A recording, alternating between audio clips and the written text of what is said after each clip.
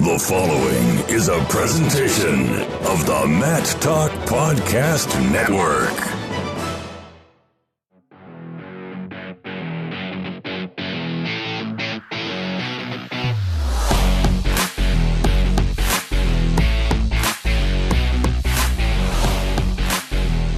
Welcome to On the Mat. I am Kyle Klingman of the National Wrestling Hall of Fame, Dan Gable Museum, along with the pride of TrackWrestling.com. It is Andy Hamilton of TrackWrestling.com.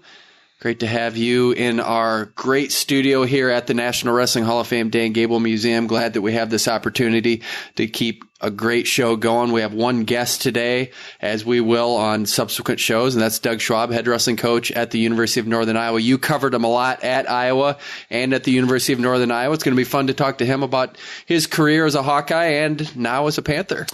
Yeah, Doug Schwab was the very first college wrestler I ever interviewed at the Iowa City Press Citizen. I didn't know that until right now. What a great piece of history. Yeah. Why was he the first? Because he beat Eric Juergens over to talk to me. I guess I asked for those two guys in my first year on the beat, and Jim Zaleski brought him, hollered at him during the middle of warm-ups. That was one of the great things about those early years on the Hawkeye beat is, Jimmy said to me, my first day on the beat, he said, here's my home number, here's my cell number, here's my office number. Call anytime you need anything. Do you need anybody right now? And they were in the middle of getting warm and getting ready to practice right before Midlands, I think. And I thought that was awesome. The fact that here's a program that's coming off 5 straight national titles, the number one program in the country, and I'm getting a chance to talk to a guy like Doug Schwab, that he was returning national champion at that point, one of the best guys on that team. And, they're already in the middle of practice, or already getting practice started, and everybody was so accommodating. And I think that's probably one of the reasons that I fell in love with covering wrestling. We get to cover a lot of wrestling, and usually when you're talking wrestling, you're looking at the teams at the top. Right now, there's 2 undefeated dual meet teams, Penn State and Missouri. As it applies to Northern Iowa, they are going to face Missouri this Saturday at the West Gym. Missouri poses an interesting challenge. They are really good across the board. This is a good dual meet team. As you look at some of the matchups and what they're going to be able to do to extend that into the national tournament, what does this do to set up Missouri specifically, not only for this dual meet, but for the MAC and then the NCAA championships in Cleveland? Well, I think it's certainly another tough test, right? I mean, coming up to the West Gym presents a different set of challenges than you face, anywhere else in the MAC, with, the heat, how close the fans are on top of you, not to mention the fact you're facing a pretty good team on the other side too. And a team that traditionally wrestles really well in that home environment and uses, the elements against you. Penn State, the other undefeated dual meet team. This is a team that just hasn't lost. It doesn't matter what adversity comes their way. Beats Ohio State without Jason Nolf, and really a classic dual meet. Let's talk about that dual meet first of all. This was a dual meet in a way that you want everything to come down to heavyweight, and you want it to come down to your world champion, Olympic champion, and Kyle Snyder getting the job done. He got the job done, just wasn't able to get the major decision, but the result is a great dual meet for the sport and a great opportunity to see how good Penn State is, even without their best wrestler. Yeah, absolutely. That was really impressive. The fact that you take a guy as dominant as Jason Nolf, who came into this season with 2 career losses, both to Isaiah Martinez. Then he has the injury default loss, but what an incredible career he's had to this point. And you take a guy like that away from any other team, and in a big duel, like, you really feel the loss. That's in that situation. What was it? A 5-point swing? I think Ohio State got a tech fall there. So 5 there, and potentially, maybe 3, 4 or more going to Penn State's favor on the other side of things if he's in the lineup. We've seen, such a propensity for scoring bonus points out of Jason Nolf. I think all but maybe a couple times last year he scored bonus points in just about every match. So you can bank on those points, and then to not have him and to have to put in a backup, that's a tremendous test to overcome. Not to mention the fact that you're facing a team in Ohio State that 1 through 10 is about as strong as any dual team that we've seen here in the last 15, 20 years. Even without Jason Nolf healthy, or even if he's not in the lineup, we don't really know what his injury is. We don't know where he is in that healing process. But with or without him healthy, I still have to think Penn State's the team to beat. I mean, they have such a good team, such good depth. You have 4 national champions in the lineup right now. And you even look at 197. They're 3 deep. I mean, it's incredible what they have and what you have to do to be able to beat a team like this. And all along, I know there was some talk about Ohio State might be that team. I don't know that I've ever wavered from Penn State being that team, because they're just so good with what you just saw against Ohio State. They know how to get bonus points. They go out and you go against the number 2 guy with Bo Nickel, and you get major decision points against the number 2 guy in the nation of Miles Martin. That's a culture that just didn't happen overnight. That's a winning culture, and that's why they've won 6 out of the last 7. Yeah, I think one thing that's been really fascinating for me to see throughout the year is just keeping an eye on our track wrestling Division I rankings and the team standings, and how the numbers have fluctuated between the top 2 teams. First of all, the top 2 teams. I think Ohio State stretched it out to like a 24.5 point lead at one point. And those are just, projected placement and advancement points. It's not taking into consideration any bonus points. And you have to give Penn State an edge in bonus points just based on what you just laid out. Not just Bo Nickel, but, Rutherford Nolf, Mark Hall. We saw it in the dual meet against Iowa, just how quickly things can change and how quickly those guys can put up points, put up bonus points. So I think one of the things that's going to be really interesting to see here in March is what does Penn State get out of Jason Nolf, because we've seen that he's been a wide open style wrestler who. It's not like he's a controlled wrestler who guys don't get to his legs. Guys get to Jason Nolf's legs, or they have, but he is such an incredible scrambler. He's so innovative, and I'm really curious to see how he adapts to wrestling with a knee injury, because of the fact that, as I just mentioned, he's one of the most creative guys in college wrestling. I think he's got a pretty high wrestling IQ. I think he's going to figure out a way to adapt, and I don't think, even if he's less than 100%, I don't think he's going to be an easy out in March. I think people are going to have their hands full with him. I think we're going to see some other parts of his game that really surface, his ability to work on top, what a hammer he can be on top. We haven't got a chance to see a whole lot of that just because of the other stuff, how good he is on his feet, how the pace that he wrestles with, his scrambling ability. But I think, you give the guy that much time to adapt to a new style. I think he's going to be okay. Isn't it cool that we get a chance to watch world champions compete? I know the high level is senior with Kyle Snyder having that, but Spencer Lee, junior world champion, Mark Hall, junior world champion. A lot of these guys are just competing at such a high level. World medalist too, Zahid Valencia, world medalist at the junior level. Seems like we really are in unprecedented times to see these high level guys competing at college. Yeah. The last summer for USA Wrestling, I would think from a men's freestyle standpoint that it has never been done. The amount of world titles and team titles, and it's unprecedented success. You look back, the last time we won a men's freestyle title was what, 1995, somewhere in there? 95.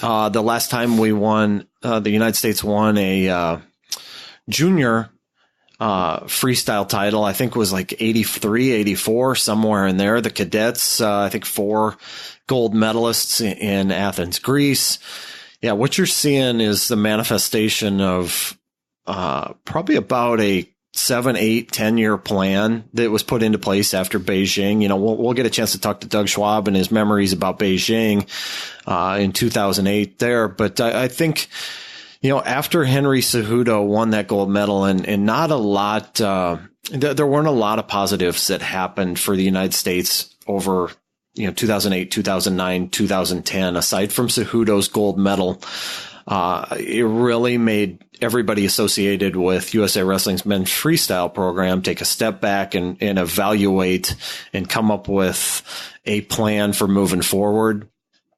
I think one of the things, I remember this story because I was watching the Winter Olympics the other night, and Apollo Ono was on, and I remember Doc Bennett, formerly the developmental coach, men's freestyle developmental coach at USA Wrestling, him telling me that one of the turning points in this thing for USA Wrestling was going and sitting in a sauna with Apollo Ono. And this was probably back around 2005, or actually 2006, 2007, somewhere in there. They were trying to get Henry Cejudo into the Olympic Training Center as a resident out there, and he was still in high school. And not a lot of people wanted to go on board, and not a lot of people were on board with bringing him in until he was done with his high school program. But Doc Bennett in the sauna one day asked Apollo Ono, "How old were you when you came to the Olympic Training Center?" And he said, I think the answer was like 14 or 15, somewhere in there. So he was in younger than Cejudo was at that point. And so Doc Bennett started pressing the issue. And what happened from that, you saw a guy that came out and geared himself towards high-level freestyle success while he was still in high school, accelerated his path in Henry Cejudo, obviously skipped the college ranks and went into just gearing everything towards freestyle, but he was surrounding himself with higher level talent on a regular basis. And I think from that, we saw USA Wrestling develop the regional training center, because you weren't going to be able to bring 17, 18-year-olds to the Olympic Training Center, but you could duplicate the Olympic Training Center model on campuses around the country. And that was kind of Zeke Jones's brainchild there. And so he was a driving force behind that. And I think that's basically one of the main reasons why we're seeing what we're seeing. And then the other thing is too, just the how advanced these kids are now because of technology and the amount of video that they can watch and the technique that they can study. We forgot to mention Yanni Giacomahalis. Yes, is another guy. And just talking about Cornell specifically, there's a team that no matter where they place, they always have a guy that's fun to watch. Travis Lee, Kyle Dake, Gabe Dean. Cornell does something right here and how they're able to recruit and build a culture. And I know that Rob Cole's the head guy of that, but they have good supporting cast with Damian Hahn. Cornell is a team that really needs to be talked about more because they are a great model of how a college wrestling program should be. Yeah, those guys were a lot of fun to spend some time around down in South Beach at the South Beach schools. And, Yanni Giacomahalis was my tour guide. They stayed in I think like an 8-9 bedroom mansion down in Hollywood, Florida. And Yanni was my tour guide. We did kind of like an MTV crib style walk through and just a lot of fun being around those guys. Yanni's got a really fun personality and a charismatic guy. And yeah, you combine that with his wrestling ability and you're talking about a future star for not just Cornell in the next 3+ years, but beyond in his career path as he transitions into a freestyle career at the senior level. But I think one of the things, one of the points that you made, Damian Hahn, that's the name that I think of when you talk about some of these guys that have developed there in recent years. You're talking about a lot of big guy success. Gabe Dean, the run that he went on for a couple years, or 3+ years there, third, first, second in his career. Ben Darmstadt, a guy that we have ranked number 1 right now at 197 pounds, like 6'4", 6'5". Totally different body type than Gabe Dean. But they're finding ways to adapt with his style, a guy that's a monster on top. racking up all sorts of pins right now. And so you combine those two guys with some of the other young guys on that roster and guys that are coming in.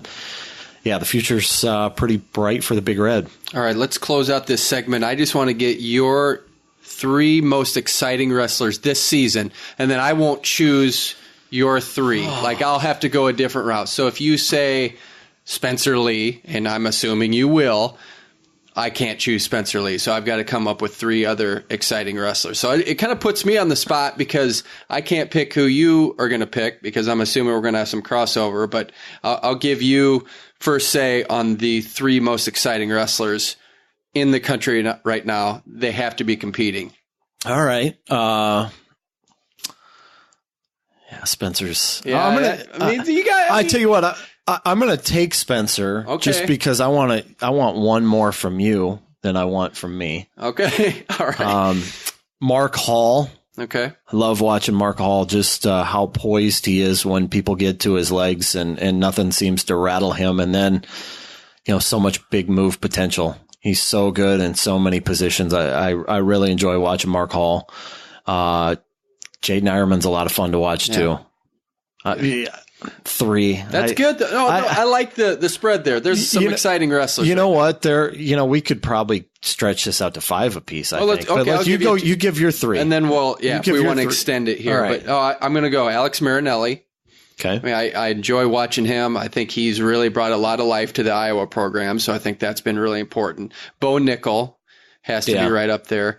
And then even though he just had a loss, Kyle Snyder's a blast to watch. You don't get to see him as often as you want, but it's fun to see him, an undersized heavyweight, go out there and compete against the big boys. It's just everything you'd want in a wrestler. So it'd be Kyle Snyder, Bo Nickel, and Alex Marinelli. So if you want to extend 2 more of the 3 I have, I'm going to give you 2 more, and then maybe I'll do 2 more. All right. So, all right. Well, if you want to extend your list, because you're right, 5 is right. Yeah. Let me think about this a little bit. I obviously have Bo Nickel. Nobody's a better high wire act than Bo Nickel, right? That's true. You just never look like you never feel like you're comfortable. I wouldn't think if you're standing across the line from Bo Nickel. Yeah. 'Cause he can get you from high, low, on top. You think you got him like, Sam Brooks in on a leg last year in the dual meet. Next thing you know, he's spladled. Yeah.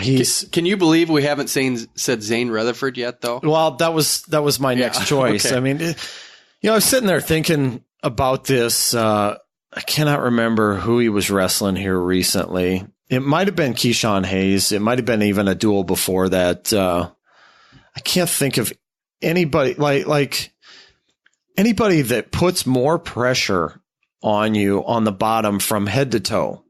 He's putting a bow and arrow on you. He's, cranking on your arms, your shoulders, your face. The guy just never gives you a break on the bottom, and it looks painful.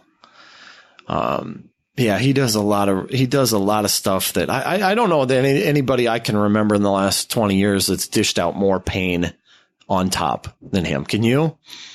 No. It's more punishing. You're right. Top. Yeah, he is a punishing. So are you going to go your 4, Zane Rutherford? I'll go with Zane as number 4. Okay. So is it back to me? I get to choose one. I'm actually it sounds like we're going all Penn State, but Penn State deserves a lot of props right now.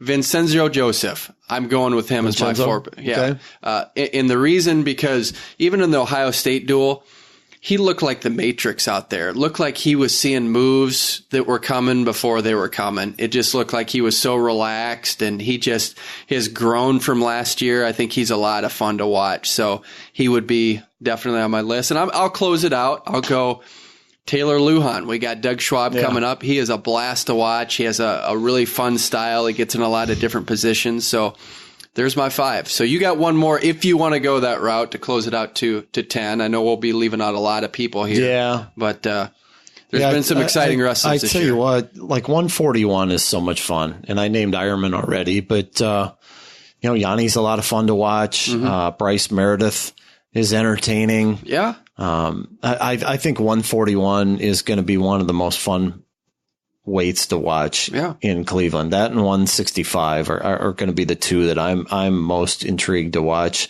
from basically Thursday night on. I think it's going to be high level, high entertainment. I think it's going to be great stuff. Yeah. Tomasello's fun too. I mean, he puts it out there, even if he's behind. He's a gritty wrestler and puts up a lot of points, and I enjoy watching Nathan Tomasello. So we could go on and on about exciting wrestlers, but there's a short list of guys that we like to watch. One guy we like to interview is coming up next. Doug Schwab's the head wrestling coach at the University of Northern Iowa. We'll pick his brain about a variety of topics. He's next on the mat. We are back on the mat. I am Kyle Klingman of the National Wrestling Hall of Fame Dan Gable Museum, along with Andy Hamilton of TrackWrestling.com, our first guest for this new format of our show. Doug Schwab, head wrestling coach at the University of Northern Iowa. This is his 8th season as the head man. He was an Olympian in 2008, also a 3-time All-American for the University of Iowa. He picked up an NCAA championship of his own in 1999. How are you, Doug? I'm doing great. Just got done with workout. Had a good day of individual work, and just getting ready for the end of the season. Missouri on Saturday, so it was a good day of work though for our boys. Well, not only is this end of the season for you, but it's the end of the season for a lot of high school wrestlers. The Iowa High School State Wrestling Championships are taking place this weekend. You were a one-time state champion, made the finals 3 times, but you weren't that blue chip recruit. Looking back, what do you think the University of Iowa saw in you that they wanted to make sure they got you into the fold, got you into the program? Man, I think a guy that was getting better, I mean, I hadn't wrestled a ton throughout my high school career just because I had had some injuries. But I think they saw a guy that was getting better. I had a really good senior year. I beat 2 state champions in the state tournament and beat them pretty handily. I think kind of the way I did it, I think really raised some eyebrows from them, and recruiting was a lot different back then than it is now. I mean, they would start, really the recruiting happened in the spring.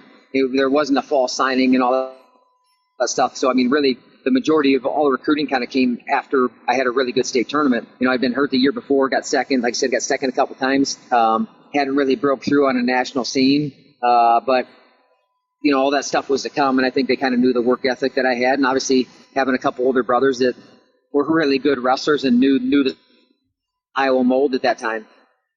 So looking back, what was your scholarship offer that you got? When you get in and you have 9.9 scholarships, they have to offer you something. What did they give you at the time?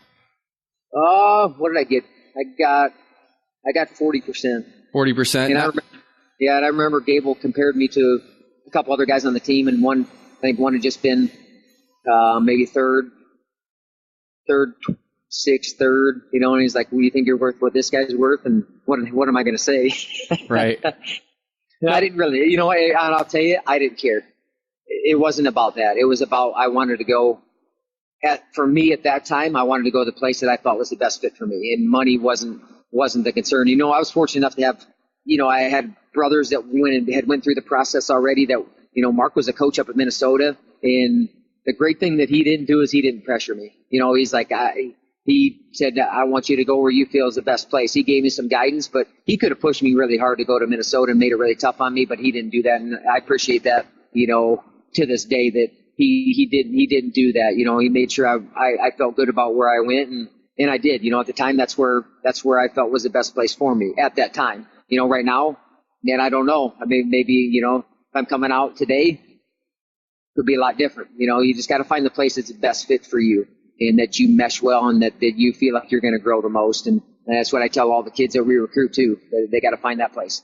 Do you feel like that gives you an advantage knowing what you went through being a one-time state champ? Do you look at recruiting different? What do you mean? Well, just because you were a one-time state champion, do you kind of see guys that might be under the radar for others? Sorry, you cut out. I'm sorry. Hey, just as far as just looking at recruiting for you going to Northern Iowa, are you able to kind of see those guys that might be the Doug Schwab mold that allow you to recruit some of the blue chip kids that maybe are overlooked by other programs? I think there's blue chippers all out there. Some of them are blue chippers today that will be blue chippers in a year or 2 years or 3 years.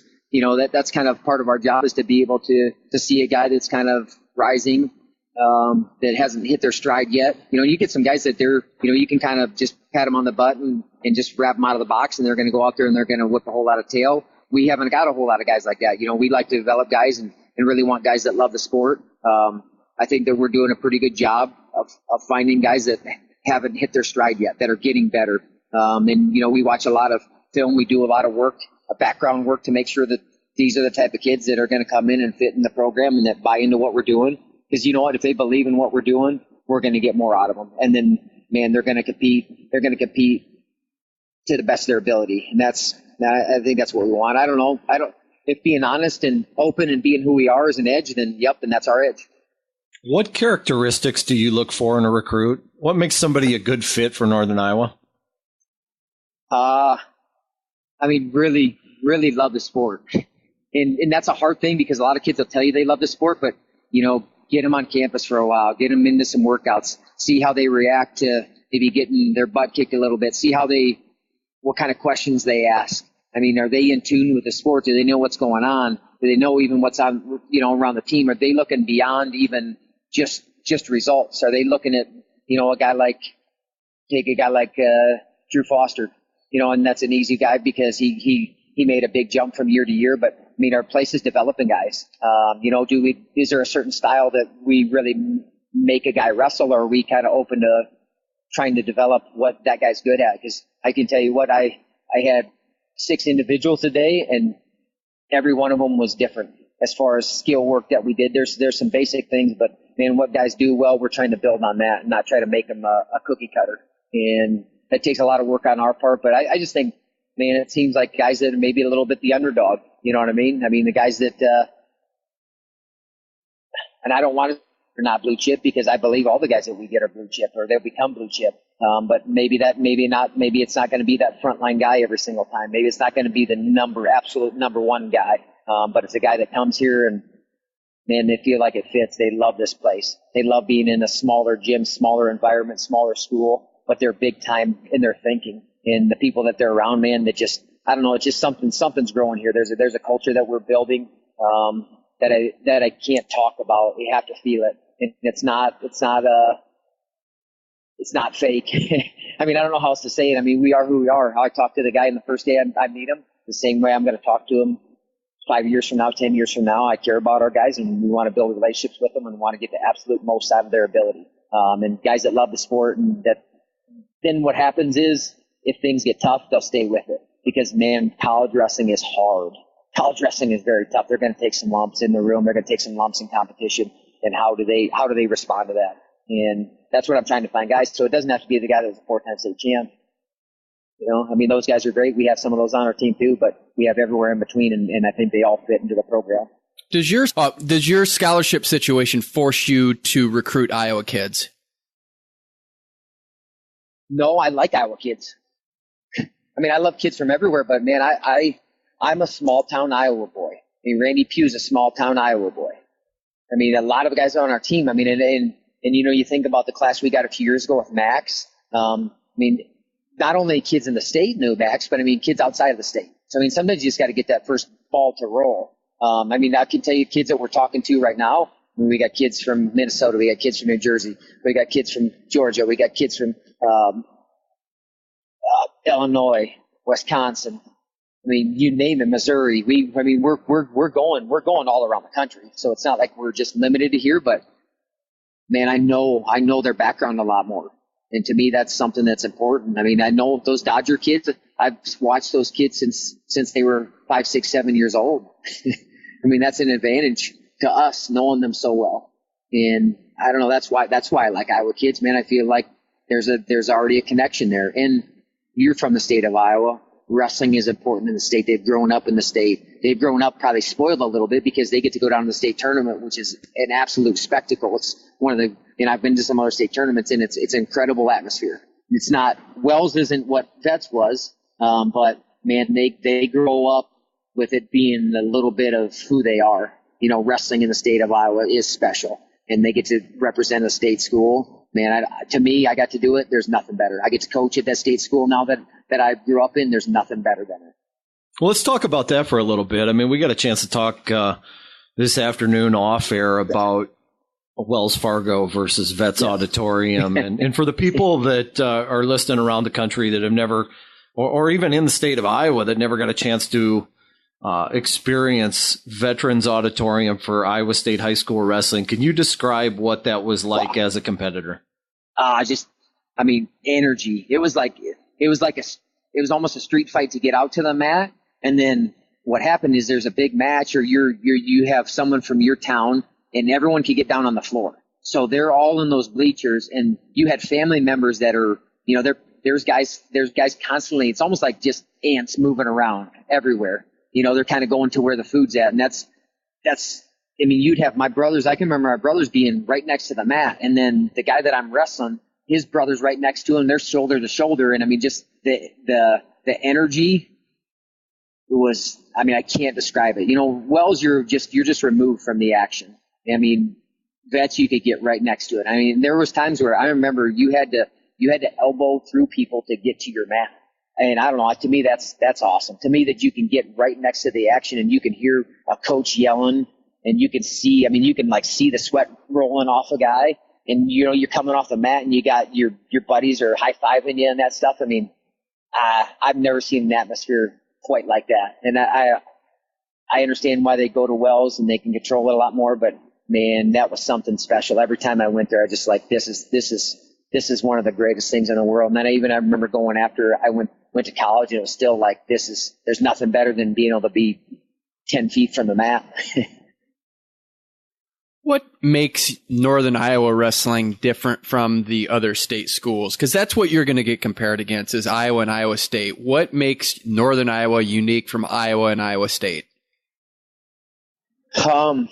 Size of our school is one. It's just, I don't think you get lost in the shuffle. You're not a number. And it doesn't matter if you're talking about in classrooms with your professors, if you're talking about in the athletic department. I just don't think guys are ever looked at as a number. They're a person, they're a name.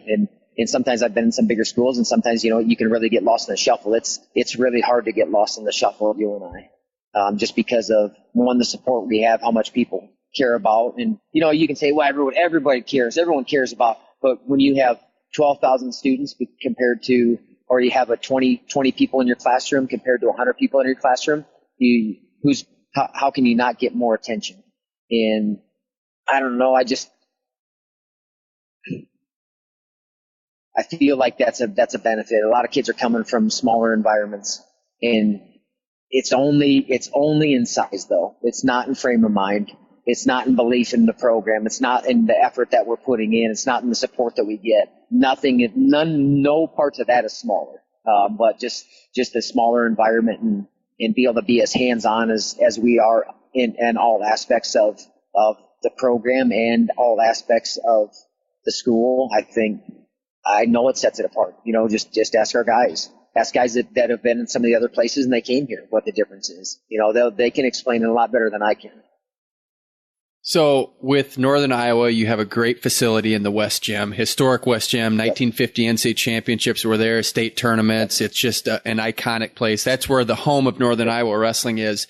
Do you want to get to a point where you grow to where you just had Iowa State, you guys beat Iowa State. Do you want to grow to a position where you guys have it in the McLeod Center, which is bigger?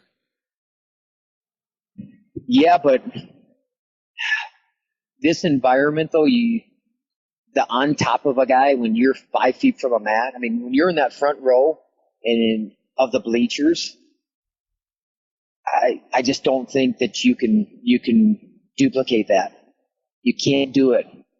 There's something special about everyone being on top of you. There's something special about, even that on that outside bench, when you walk back to your locker room, you almost got to go through people. It's almost like there's just people on top of you. It's claustrophobic the whole time. And you talk to other teams and they love the environment, but then they also don't like the environment. Would I like there to be 6,000 fans every time we roll out? 100%. But to be able to go and only have 3,000 there, that doesn't make a whole lot of sense to me. Let's have an incredible demand where people are lined up like they were for that meet and people are fighting to get tickets, and then we'll do it. I think we need that more in the sport of wrestling, kind of like what Penn State's created, where it is a tough ticket, because before everyone's just like, I can show up at a wrestling meet. I can just roll in any time I want, where some of these other big time events, these big time football games, you're not just going to be able to roll in any time and get a ticket. You're going to have to plan ahead. And I think that's something that we need to be able to do in wrestling. And the better our team gets, then, you go from 2,000 to 4,000 to 6,000 people every meet. I mean, would I want to have McLeod packed every single time? 100%. And that's ideally where we go to. But there's an extreme advantage to be able to be in the West Gym. I mean, you've been in here plenty and felt it. I mean, you tell me other environments that you felt like this, and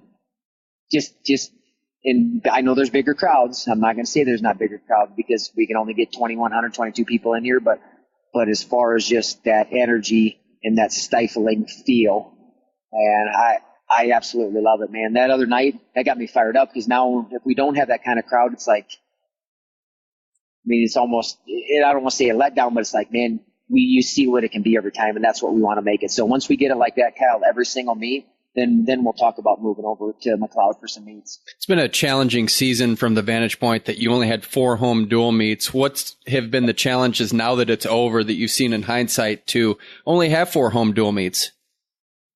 I just think from our fans to kind of get some traction, because almost 2 months in between, and I don't want to say people forget, but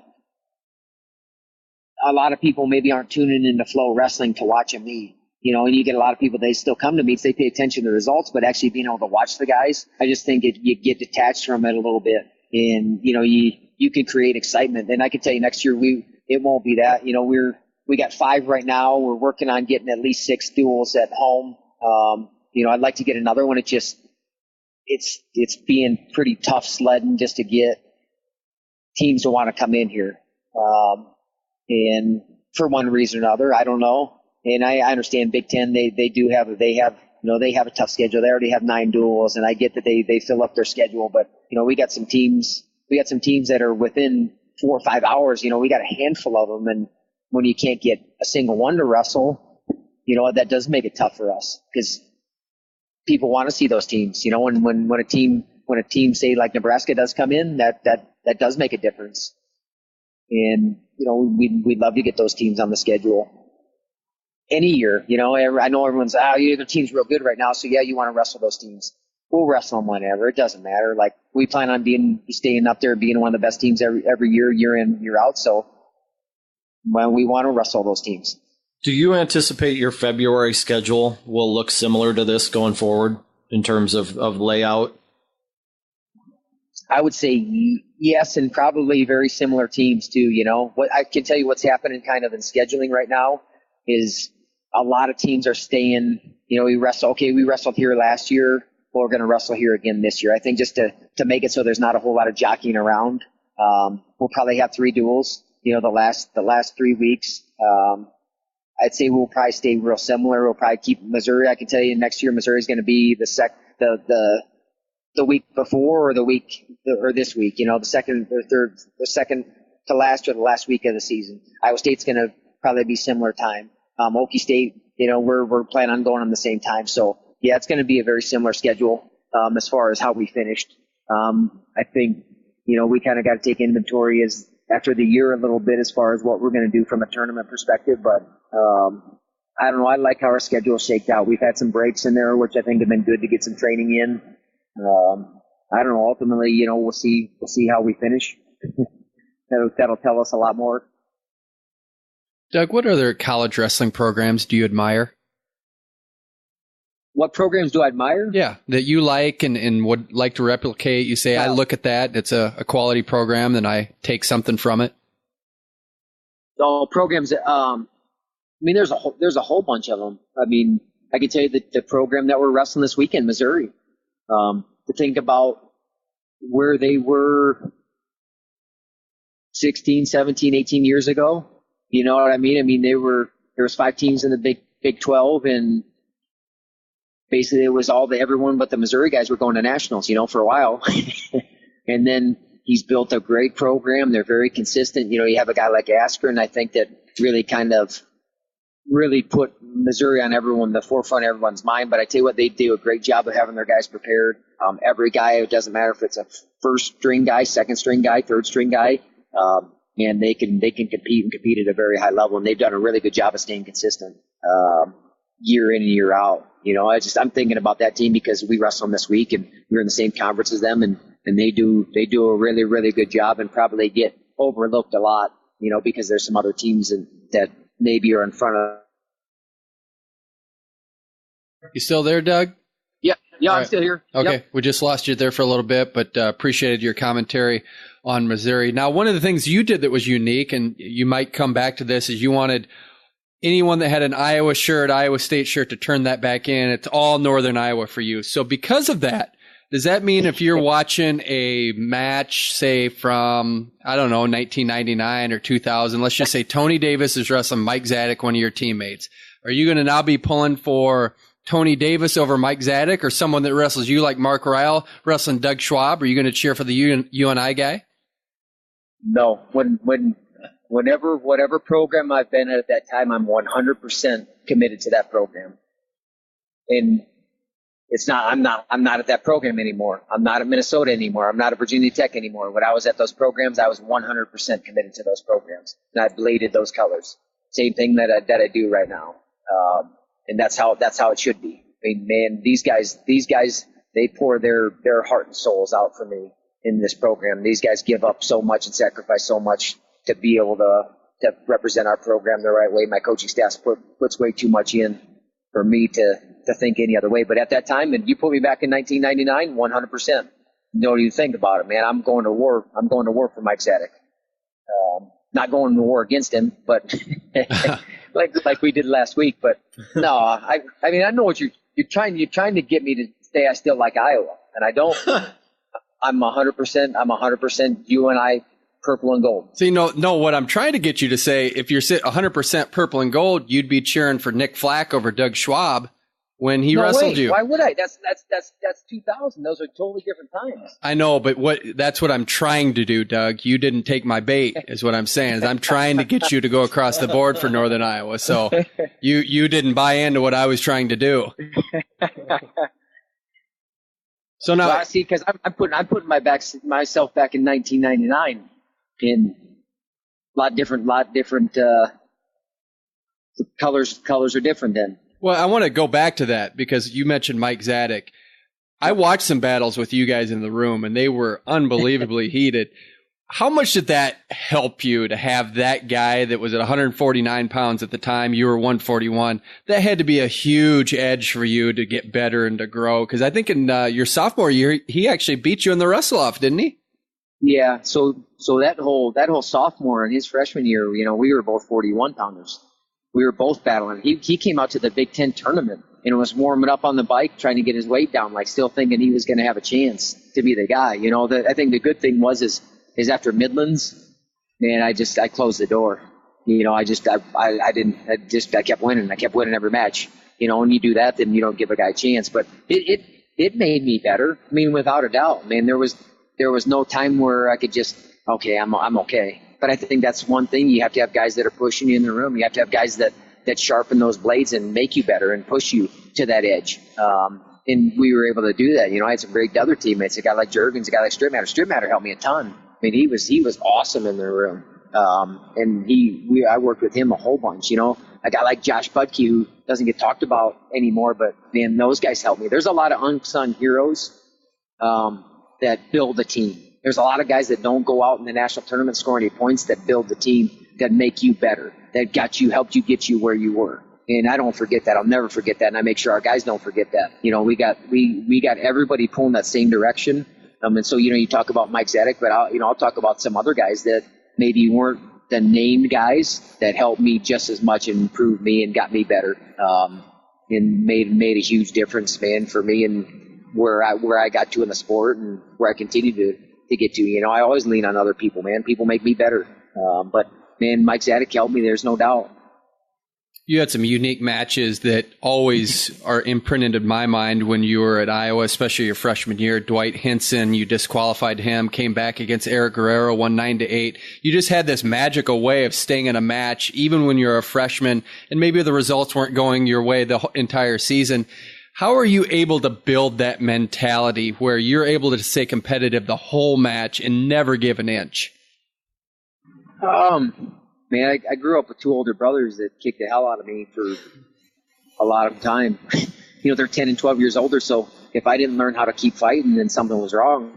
I mean, and that's kind of, I think, what they instilled in me is that you just keep coming. One thing I can control is my effort and how much I fight and how long I fight. And even when I got into that room, it didn't matter if I got my tail kicked, I'm going to keep coming. I mean, I can control that. I can control if I put my head down.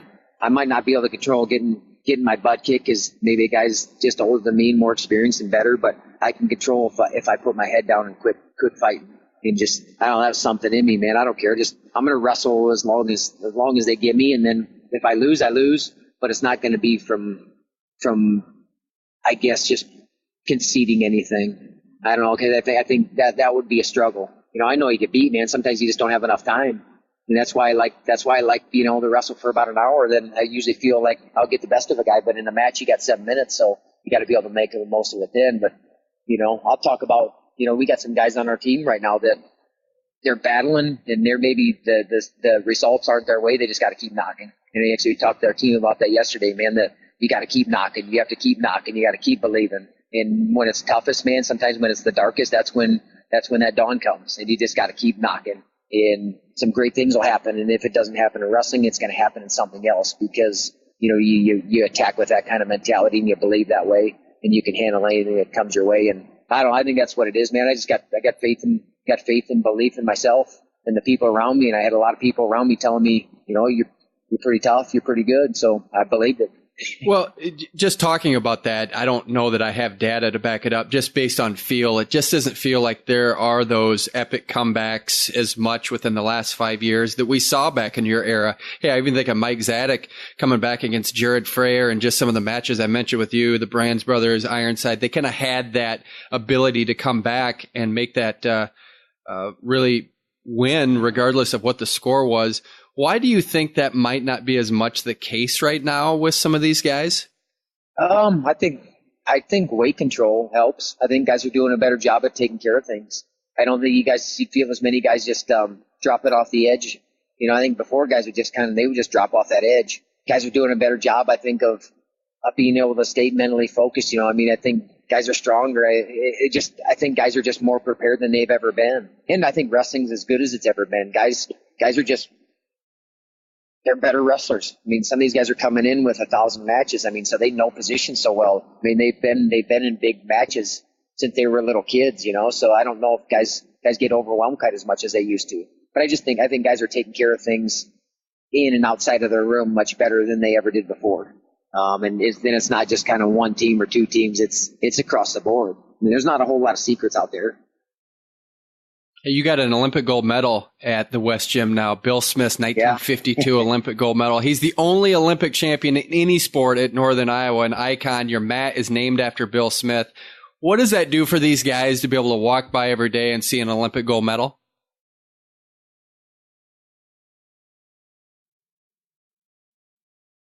What? Can you hear me? Yeah, I can hear you. Maybe you didn't catch that question. Yeah, that's fine. What does it do for our program? Yeah.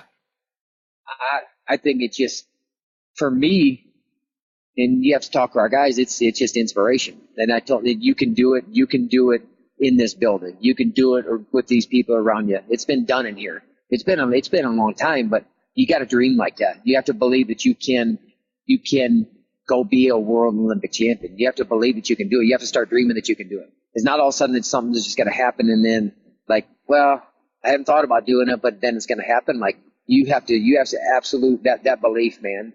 And that, I don't know, to me, that's what it does. I get to see that, man. We had a guy that went through this program, went through this building, and now he's going to offer to inspire.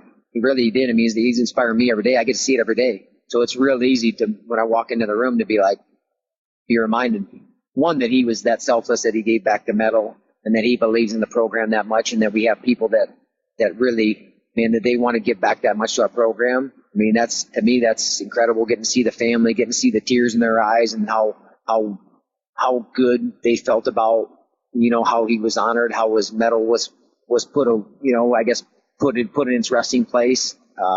But for our guys, they want to reach the pinnacle of sport, they can do it here. And they have to start believing that they can do it here. And they don't have to wait till tomorrow to start believing they can do it. They need to start doing it today, and it'll serve as that reminder on a daily basis. Your wife, Allison, posted on social media last week some opening ceremonies pictures from Beijing.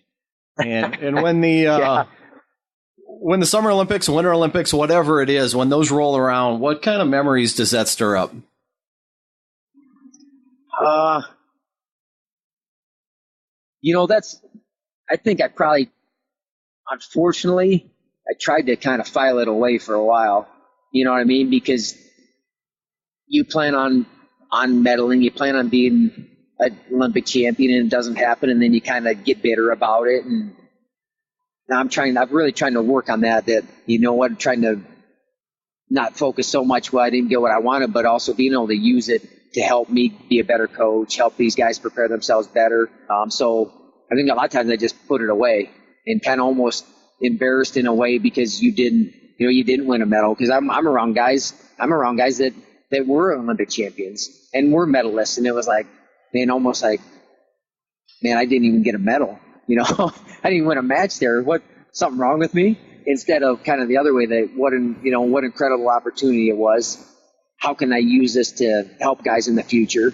How can I use that disappointment to make me a better coach, and not kind of be bitter about it, but more that, man, it was incredible. Man, I can tell you, walking into those opening ceremonies with all the other Americans, what an incredible, immense amount of pride I had to be able to do that. And that, man, you're recognized with one of, a few hundred other guys in your country that got to come and represent your country. It's something incredible. There's a few things that I won't forget. I mean, absolutely walking out there, being able to walk with the group, being able to meet the president before, being able to talk and just see all these other guys and, all these other Olympic champions, and all, going to be able to see Michael Phelps win an Olympic gold medal, and then 30 minutes later go win another one. I mean, those kind of things will stick with me.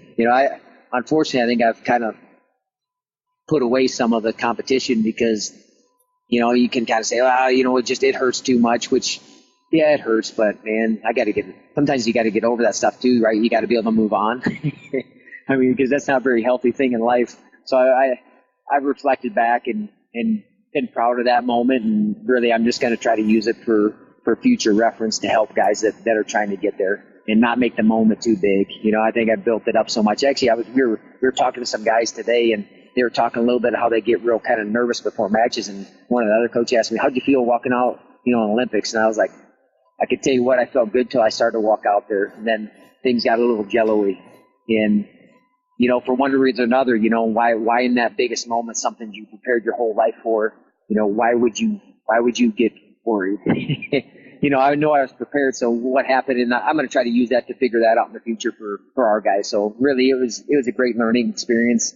Obviously a great memory, and man, just the reach of the Olympics is absolutely incredible. All the people that reached out and supported my family to be able to get over there, I'll never forget that, because man, there's just something special about the Olympics.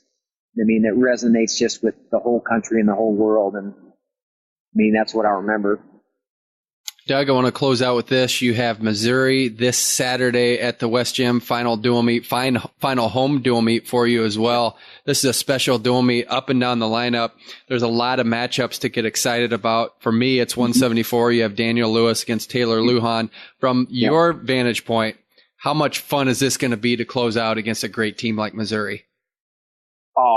We wrestled them in the last duel last year for us. It was a week earlier, and as a team, we probably wrestled one of the best duels we've wrestled. This up and down the lineup, man, we were just so composed. We didn't rush anything. It's like, man, we're just like, it was like you have a test and you ace it. That's kind of how I felt like in that duel. And that's how we need to go out with this duel too. I think they're 17-0, a very good team. You kind of mentioned that duel match at 74, but I think there's 4 matches where there's 2 guys in the top 10. There's 6, I think, matches where you got 2 guys at least in the top 15. So that's a big time duel, and big time opportunity for our guys. With the way seeding points work and the way it works at the national tournament, opportunities for those guys to really really bump up seeds. Some guys won't have those opportunities again, just because maybe in the Big 12 is not as deep, or you don't have someone that's ranked in front of you. But for us, just go out and beat a guy maybe on paper that you shouldn't, because that's what we're going to have to do right now to really make a wave at the national tournament. Because we don't have anybody ranked number one, so you got on paper, we got to start beating some guys that we're not supposed to beat. And really, I just want to see if our guys can they rise to the occasion, and in some situations, can you stick to a game plan and stay disciplined? If we can do that, then you know what, it's going to be a heck of a duel. They got a really good dual team. They have a really good team up and down the lineup, I'm excited for that opportunity to see our team rise to that occasion, and hopefully people will get out. I know it's state tournament day, but 2:00. You can still get down to the finals. I still plan on getting down to the finals, but we got some business to take care of. Hopefully the West Gym's packed, because it does make a difference. But 41, 2 top 10 guys. 49, 2 top 10 guys. 74, 2 top 10 guys. 84, that guy's ranked. He's ranked maybe top 15. Drew's in the top 10. 97, both guys top 12. So that puts together some pretty good matches. And some of those guys that maybe I didn't mention that aren't ranked, and other guys ranked, and we have to keep ourselves in those matches and really battle from start to finish. You bring up 41, and Jaden Ironman's maybe definitely one of the most dangerous guys in college wrestling. And as you prepare for a guy like that, how do you, without giving away all your secrets here, how do you prepare for somebody that has that much dangerous stuff without having your guy get paralyzed in what he's trying to do by looking out for the big stuff on the other side? Yeah, I mean, it's a tough one, because he does present so many different positions, and wrestles through things so well. I think then there's still some positions that Albert controls really well, and it doesn't matter who he's wrestling. He can control those positions and situations, and got to stay there as much as possible. I don't know how much I want to say. I mean, not that there's big secrets. I mean, everyone could go watch film on guys. You know what I'm saying? But he doesn't have. He presents a unique opportunity and just feel, because there's so many positions that he's able to kind of hip over or roll through or do things that he wrestles through positions really well. I mean, man, the guy, and he's very confident. Even you watch that Heil match, Heil looks like he's going to body lock him, and the next thing you know, that guy, he hits the mat, he steps over him, and he pins him. So I think be very controlling in certain positions where you can limit some of those scrambles. That's what you got to be able to do. All right, Doug, we're going to end with this final question. You are a diehard Boston Red Sox fan. Of course, Andy, diehard Yankees fan. Let's just say you and Allison are walking along the beach, and there's a wise man with a beard, and he says, Doug, I'm going to grant you one wish. I'm going to allow Northern Iowa to win an NCAA team championship, but the stipulation is the Yankees are going to win the World Series 10 years in a row, and they're going to beat the Red Sox every year in the ALCS. Would you take that as the final wish? So we only get to win one title? Yeah, you get one title in exchange for the Yankees winning 10. No. You're not even going to do that? Not even for Panther Nation? Well, we plan on winning more than one. Okay. So I don't want to limit us to one, and we don't need someone to grant a wish to do that. We just got to keep working to be able to do that. Okay. So. I think that's the right answer. That's a good answer. Hey, thanks for joining us on this call. A lot of fun talking to you and reminiscing and talking about what you have going on with Northern Iowa. We wish you all the best. Appreciate for having me on. Yep. All right, that was Doug Schwab, head wrestling coach at the University of Northern Iowa. We'll be back to wrap up this show next. We are back on the mat. Kyle Klingman of the National Wrestling Hall of Fame Dan Gable Museum, along with Andy Hamilton of TrackWrestling.com. Just closing out this final segment here. Just a great review with Doug Schwab. Andy, I thought Doug had a lot of good things to say, not only about his time with Mike Zadek and in the Iowa program, but really what it means to be a Northern Iowa Panther. You really got a vibe from Doug about what he wants to accomplish, and that he's not going to shy away from getting those homegrown Iowa kids. Absolutely, and I really enjoyed the perspective on competing at the state tournament. We got this coming up this week, and obviously Veterans Auditorium holds such a special place in the hearts of so many people in Iowa because of the state tournament being there for decades, and what a unique spectacle that was. But it was kind of cool to hear him give his perspectives on being in it as a competitor and what he misses so much about it. We'll close out On the Mat. Thanks for listening. For Doug Schwab, Andy Hamilton, I'm Kyle Klingman. You've been listening to On the Mat.